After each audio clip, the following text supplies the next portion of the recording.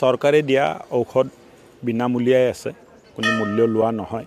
আৰু যদি মূল্য বৃদ্ধি হৈছেও এই মূল্য বৃদ্ধিটো চৰকাৰে এবজৰ্ব কৰিব, মানে ৰোগীৰ হাতত বা চৰকাৰী চিকিৎসালয়ত অহা ৰোগীৰ ওপৰত তাৰ কোনো বোজা আমি যাব নিদিওঁ, কোনো প্ৰভাৱ নপৰে। বিচাৰিছোৱে মানুহে চৰকাৰী হস্পিটেলত আহিব লাগে।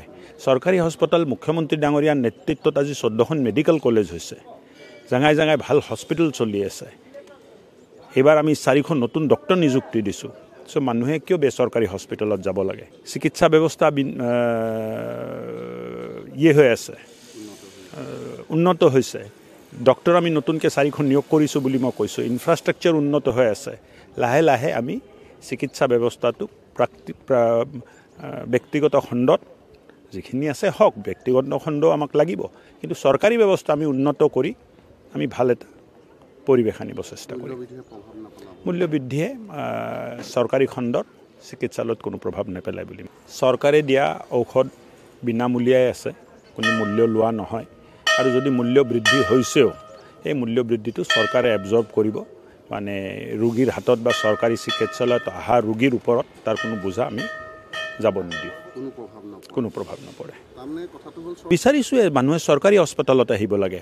চৰকাৰী হস্পিটেল মুখ্যমন্ত্ৰী ডাঙৰীয়াৰ নেতৃত্বত আজি 14খন মেডিকেল কলেজ হৈছে, জাগাই জাগাই ভাল হস্পিটেল চলি আছে। এইবাৰ আমি 4খন নতুন ডক্টৰ নিযুক্তি দিছোঁ। মানুহে কিয় বেচৰকাৰী হস্পিটেলত যাব লাগে? চিকিৎসা ব্যৱস্থা হৈ আছে, উন্নত হৈছে। ডক্টৰ আমি নতুনকৈ 4খন নিয়োগ কৰিছোঁ বুলি মই কৈছোঁ। ইনফ্ৰাষ্ট্ৰাকচাৰ উন্নত হৈ আছে। লাহে লাহে আমি চিকিৎসা ব্যৱস্থাটো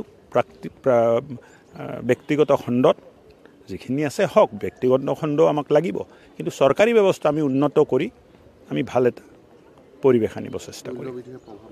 মূল্যবৃদ্ধিয়ে চৰকাৰী খণ্ডত চিকিৎসালয়ত কোনো প্ৰভাৱ নাই। চৰকাৰে দিয়া ঔষধ বিনামূলীয়াই আছে, কোনো মূল্য লোৱা নহয়। আৰু যদি মূল্য বৃদ্ধি হৈছেও এই মূল্য বৃদ্ধিটো চৰকাৰে এবজৰ্ব কৰিব, মানে ৰোগীৰ হাতত বা চৰকাৰী চিকিৎসালয়ত অহা ৰোগীৰ ওপৰত তাৰ কোনো বোজা আমি যাব নিদিওঁ, কোনো প্ৰভাৱ নপৰে। বিচাৰিছোৱে মানুহে চৰকাৰী হস্পিটেলত আহিব লাগে। চৰকাৰী হস্পিটেল মুখ্যমন্ত্ৰী ডাঙৰীয়াৰ নেতৃত্বত আজি 14খন মেডিকেল কলেজ হৈছে, জাগাই জাগাই ভাল হস্পিটেল চলি আছে। এইবাৰ আমি 4খন নতুন ডক্টৰ নিযুক্তি দিছোঁ। মানুহে কিয় বেচৰকাৰী হস্পিটেলত যাব লাগে? চিকিৎসা ব্যৱস্থা হৈ আছে, উন্নত হৈছে। ডক্টৰ আমি নতুনকৈ 4খন নিয়োগ কৰিছোঁ বুলি মই কৈছোঁ। ইনফ্ৰাষ্ট্ৰাকচাৰ উন্নত হৈ আছে। লাহে লাহে আমি চিকিৎসা ব্যৱস্থাটো ব্যক্তিগত খণ্ডত যিখিনি আছে হওক, ব্যক্তিগত খণ্ড আমাক লাগিব, কিন্তু চৰকাৰী ব্যৱস্থা আমি উন্নত কৰি আমি ভাল এটা পৰিৱেশ আনিব চেষ্টা কৰিম।